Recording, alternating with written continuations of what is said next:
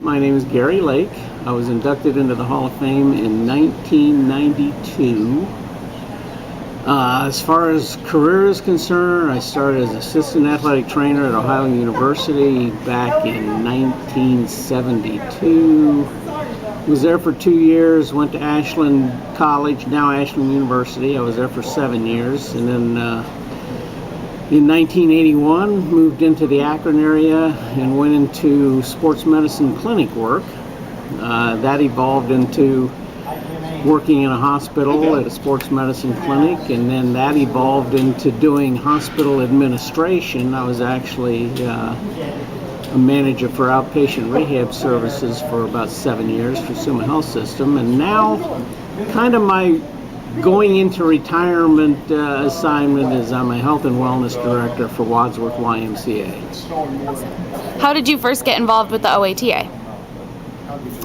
Well, I was one of the charter members of the OATA, and actually when the OATA was founded, and we set up our officer rotation, there was a position called immediate past president, and I had been sort of the chairperson of the athletic trainer group before it became the OATA. So when the OATA was founded, I was the first past president of the OATA before we even had a president of the OATA. So I'm actually the only person who's been past president twice. Very cool. So what does being a part of the OATA and being an athletic trainer mean to you? Oh, athletic training has been my life since I was a sophomore in high school. I had a very fortunate situation to meet Dale Googans at a very early age. Dale is an OATA founding member. He's one of the first inductees into the OATA Hall of Fame, and he's an NATA Hall of Fame member. Dale has influenced my life since I was 16 years old. He was even the best man in my wedding.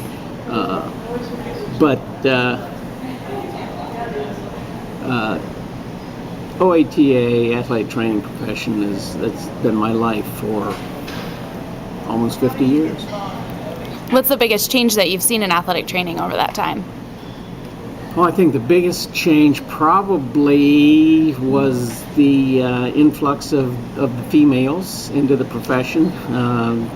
Initially, there were very few women involved, and now it's, I'm sure, over 50% of our membership now is female. So that probably was the biggest change. You know, obviously, you think about changes in technology and things like that. We've certainly become a more professionally, educationally based profession than we were before. It's evolved a lot in terms of the educational process. If you could change one thing about athletic training, what would it be? I'm not sure if I would say change as much as bring about getting reimbursement for our services from third-party payers. Insurance companies need to officially recognize us as the healthcare providers that we are and start paying for our services like they do other healthcare professionals. Do you have any pearls of wisdom for younger members, young professionals in athletic training? Pearls of wisdom. I guess just be the best person you can be. You know, a lot of our profession is based on sciences, but one of the things that I've tried to impart to people over the years is you can have all the science knowledge in the world, but your athletes, your patients, will only respond to you when you get to know them on a personal level. When they know that you care about them, then they will improve their condition. Until you show that care, you know, all the science in the world won't matter. Is there one quote or phrase that you are known for or that you've repeated throughout your career? I'm not sure that I don't necessarily know that I could put a quote or a phrase on anything. No, No, not really. Okay. Not really. What is your favorite memories from being an athletic trainer and being involved with the OATA? Just being involved with the people.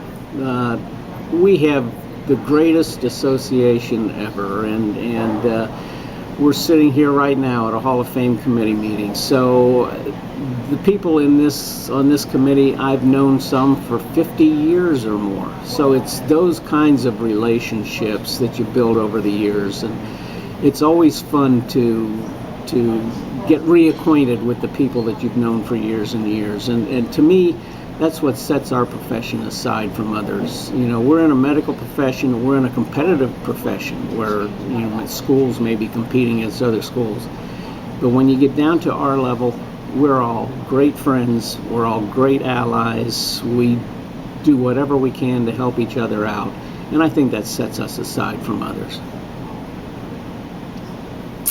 What's the biggest challenge that you've experienced over your career, either personally or professionally, with the OATA or just in athletic training? Well, it's interesting. I've spent most of my professional career now in clinical settings and so forth. When that was first starting to evolve in the late 70s, early 80s, and I went into clinical athletic training work, the National Association really kind of looked at us as being outlaws. And at one point, the NATA even was considering not allowing us to be members of the association anymore. They relented on that, fortunately, kept us in the association, but for some time we weren't allowed to be recipients of any national awards because of us being affiliated in clinics. We were in the non-traditional setting. The funny thing now is that there are more athletic trainers employed in that setting than there is any other setting within the association. So that's been a kind of an interesting evolution to see. But that was a very challenging position, to be associated with a group of people that for a while nobody wanted you around. Looking back, is there anything that you would change about your career? No, absolutely not. I've enjoyed a fabulous career. I've had great associations. I've had some of the best mentors growing in the profession that you could have. I went to school and studied under Dale Googans at Denison University, who's an icon in her profession. Went to Bowling Green for my master's, and Bob Livingood was my head athletic trainer, is another icon. He authored our licensure law currently. Took my first position in employment at Ohio University under Skip Vossler, who again is another Hall of Famer and an icon in our profession. So I've been extremely fortunate throughout my career, and I wouldn't change a thing. When you first made that transition into clinical practice, describe what a typical day was like for you.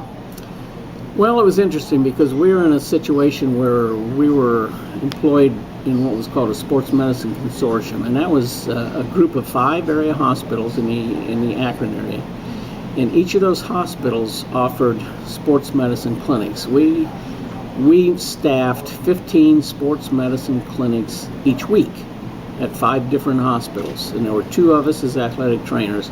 Initially, Bob Gray and I were the 2 athletic trainers. Bob is another OATA Hall of Famer, and we were the common denominator. Each hospital would provide their own physician staff, but Bob and I would go to one or the other of us would be at each of the 15 clinics. So a lot of travel, and after we saw an athlete in one of our clinics, then we would go out and make follow-up visits at that athlete's high school. So a lot of traveling around, but at that time it was really kind of an introductory situation for a lot of schools in terms of having athletic trainer services provided. So it was kind of a groundbreaking situation, but a lot of travel, a lot of just getting to know people and spreading the word about athletic training and what we could provide for their school athletes.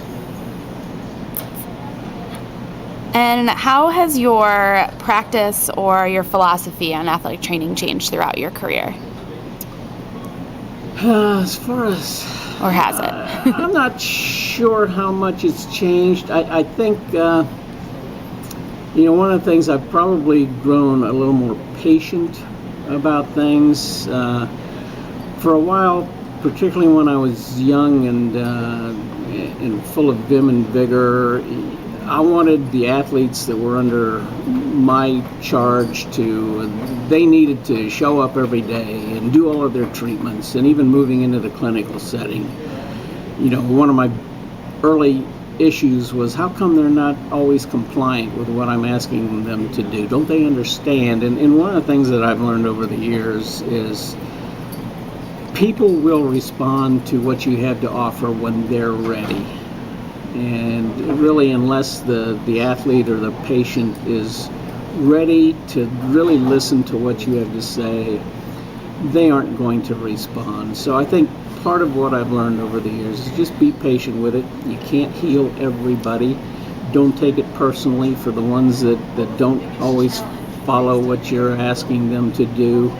Again, it's their body, it's their lives, and when they're ready, they'll respond best to what you have to offer.